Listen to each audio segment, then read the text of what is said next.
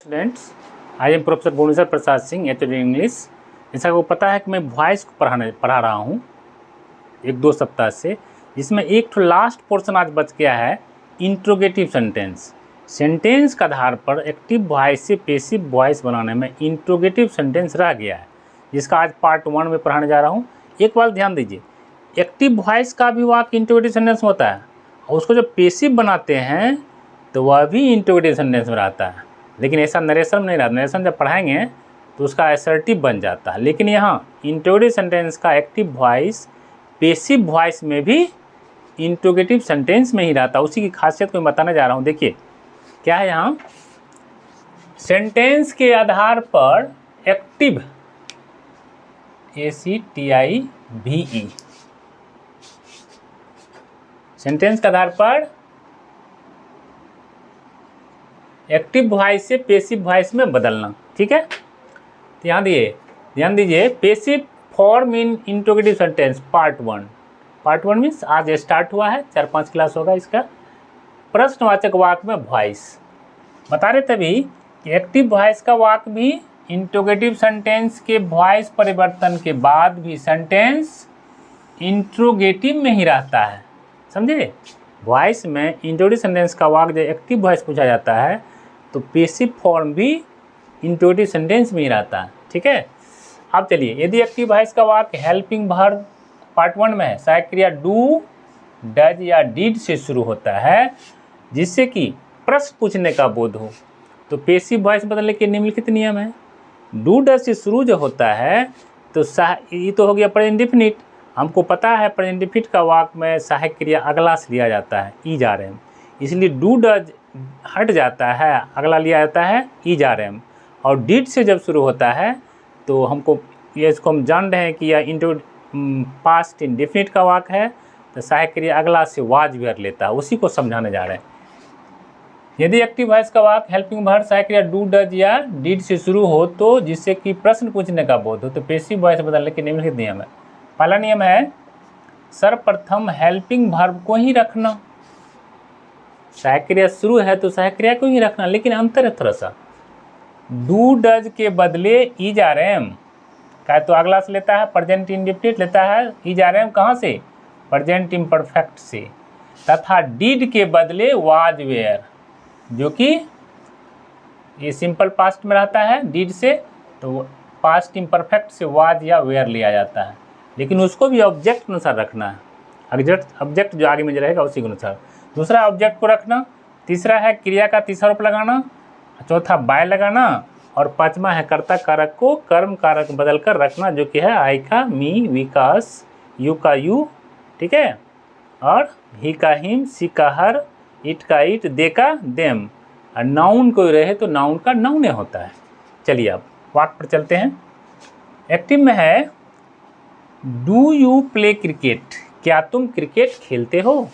Do you write a letter, तो do से शुरू है, इसका मतलब सिंपल प्रेजेंट है ही, तो इसका तो अपना सहायक क्रिया नहीं है, तो क्या करते हैं आगे से लेते हैं ईज आर एम, लेकिन सब्जेक्ट ऑब्जेक्ट अनुसार लेना है। तो क्रिकेट अनुसार आ गया ईज, पहला नियम। हम बार बार बताते हैं, मेरा नियम पर उंगली रखिए, पहला नियम हो गया। दूसरा नियम है ऑब्जेक्ट को रखना क्रिकेट, तीसरा है क्रिया का तीसरा रूप भी3 लगाना, तो लग गया। चौथा नियम है बाय लगाना, और पांचवा नियम कर्ता कारक को, कर्ता कारक यू है तो इसको यू में बदल दिए, यू का यू, ठीक है। था डू से शुरू, तो डू तो हो गया प्रेजेंट इंडेफिनिट का वाक्य। हम जानते हैं प्रेजेंट इंडेफिनिट वाक्य में टेंस पर आपको पढ़ाए होंगे, मेरे प्लेलिस्ट में जाइएगा। यदि आप हमको पहली बार देख रहे हैं तो सब्सक्राइब कीजिए, लाइक कीजिए, शेयर कीजिए, और प्लेलिस्ट में जा कर के हमें देखिए सिंपल प्रेजेंट का एक्टिव से पैसिव में, उसमें आप देख लेंगे। तो डू डज रहता है, सिंपल प्रेजेंट हुआ, ई बन गया, प्रेजेंट परफेक्ट का सहायक क्रिया ले लिया, is cricket played by you. दूसरा वाक्य है डज, डज से शुरू है, does he write letter, does he play football, तो डज से शुरू होता है, तो डज मतलब हो गया सिंपल प्रेजेंट का वाक्य, तो सहायक क्रिया कहाँ से लेंगे, अगला से, प्रेजेंट इम्परफेक्ट उसमें से इसके अनुसार लेना, ए लेटर के अनुसार। ए लेटर अनुसार क्या हो गया, इज, पहला नियम हो गया सर्वप्रथम सहायक क्रिया रखना, जो कि डू डज के बदले ईज आर एम, तो लेटर के अनुसार हो गया इज, और लेटर दूसरा नियम, तीसरा नियम भी3, चौथा नियम बाय और पांचवा नियम ही का हिम। हो गया पांचों नियम। इसमें भी था पहला, दूसरा, तीसरा, चौथा, पांचवा नियम। हो गया ये। अब चलिए डीड से वाक्य देखिए। डीड से जब शुरू हो तो हम जानते हैं कि सिंपल पास्ट का है। तो सिंपल पास्ट में पैसिव वॉइस बनाने पर आप टेंस में देखिएगा उसमें आगे से वाज वेयर लिया जाता है, तो वाज वेयर लेंगे। लेकिन कर्म के अनुसार यहाँ यदि यू है ऑब्जेक्ट तो वेयर ले लिए, वेयर यू पहला नियम वेयर, उसके बाद यू लिए दूसरा नियम, तीसरा भी3 है ना, और चौथा बाय लगा दिए, पांचवा द टीचर का टीचर, नाउन का नाउन ही होता है, नाउन का नाउन ही बदलता है। हो गया। Did the teacher teach you, तो यू के अनुसार वेयर लिए, were you taught by the teacher.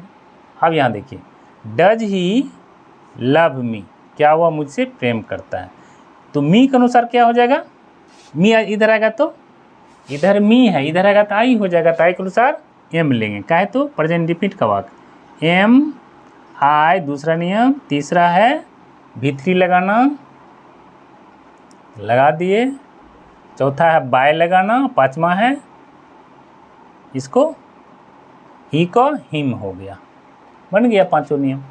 अब देखिए डज रवि लाइक अस, अब रवि लाइक डज है प्रेजेंट इंडिफिनिट में है क्वेश्चन, तो अस के अनुसार क्या ले लेंगे, अस का हो जाएगा, अस इधर आएगा तो क्या होगा वी के अनुसार आर, आर वी लाइक भी3 बाय रवि। अब फिर डिड से प्रश्न है, डिड सी नो मी, क्या वह मुझे जानती है। अब यहाँ ध्यान दीजिए मैंने आप नो टू बताए होंगे, laugh at, interested in, surprised with, इस तरह का कुछ ऐसा वर्ड है जिसका बाय के बदले दूसरा प्रीपोजिशन आता है। तो नो में क्या आता है वाज आई, तो इसको इधर लेंगे तो क्या हो जाएगा, डिड से प्रश्न है तो पास्ट इंडिफिनिट का है तो आगे से वाज लेंगे आई के अनुसार, भी3 लेंगे। अब बाय के बदले यहाँ क्या आ गया टू, बाय हर नहीं बल्कि टू हर, नॉन टू होता है, लाफ एट होता है ना, इंटरेस्टेड इन होता है, अलग इस इसका वर्ड्स प्रॉब्लम है, इसको याद रखना, जो कि हम बता दिए हैं। प्रीपोजिशन बाय के बदले दूसरा प्रीपोजिशन, जो कि उसमें आप प्लेलिस्ट में जाके देख लीजिएगा वॉइस में। Do they laugh at you, अब यहाँ लाफ भी आ गया तो यू के अनुसार क्या हो जाएगा, प्रेजेंट डिफिनिट का वाक्य है तो आर यू लाफ्ड एट का एट बाय नहीं होगा, दे का देम हो गया, ठीक है। एक अगला है did Radha sing a song, did से प्रश्न है तो पास्ट डिफिनिट का वाक्य हो गया, तो डिड रहेगा तो क्या करेंगे, डिड रहेगा तो क्या देंगे, did Radha sing a song, तो पास्ट डिफिनिट का वाक्य है तो इसका हो जाएगा वाज वेयर, किसके अनुसार, सॉन्ग अनुसार हो जाएगा, वाज पहला नियम क्या बता रहा, ई जा रहे हैं या वाज वेयर लगाएंगे, डिड है तो वाज वेयर, लेकिन इसके अनुसार कर्म के अनुसार, तो सॉन्ग है तो वाज ए सॉन्ग, पहला नियम ये हो गया, दूसरा ये हो गया, तीसरा संग भी3 और चौथा बाय, नियम देखो बोल्ड है, मेरा नियम बोलता है, चौथा और पांचवा नियम कर्ता कारक को कर, यहाँ नाउन का क्या करेंगे, नाउन का नाउन ही कर देंगे, नाउन है तो पांचवा नियम नाउन का नाउन ही हो गया। इस तरह से हम समझ लिए कि आज क्या पढ़ाए, पैसिव वॉइस में इंट्रोगेटिव सेंटेंस का पैसिव वॉइस बताए पार्ट 1, इसका 3-4 क्लास होगा, तो आप हमसे जुड़े रहिए, हम पूरा ग्रामर का पैकेज पढ़ाने जा रहा हूँ, आप हमसे जुड़े रहने के लिए हमें सब्सक्राइब कीजिए, बेल आइकन को दबाइए। Thank you for watching, thank you.